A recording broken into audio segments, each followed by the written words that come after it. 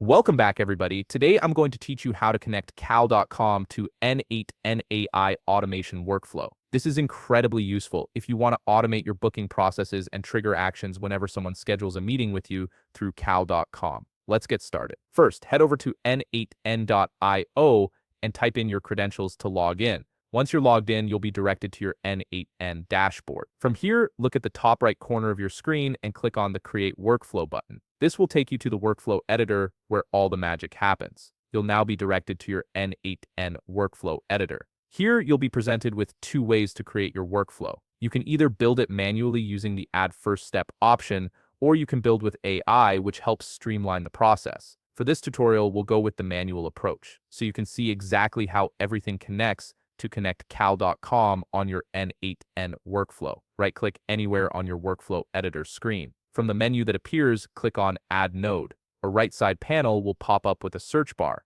In the search bar, type in cal.com and click on the only result that appears. You'll now be presented with 4 triggers to choose from. You can select any of these based on your needs, but for this tutorial, we'll simply use the On Booking Created trigger. This trigger activates whenever someone creates a new booking through your cal.com account. A parameter window will open up next. This is where you'll connect your cal.com account to N8n. Click on the drop-down under the credential to connect with field, then select plus Create New Credential. You'll be required to enter an API key from cal.com to establish this connection. Now open a new browser tab and head over to your cal.com dashboard. Once you're there, locate the profile drop-down on the top left corner of your screen and click on it. A drop-down menu will appear. From the options presented, click on My Settings. This will take you to your account settings page. Under the settings page, look at the left navigation menu and click on API Keys. You'll find this under the Developer section. Once you're on the API Keys page, click on the plus Add button. Here, you'll need to enter a name for this key and set an expiration date.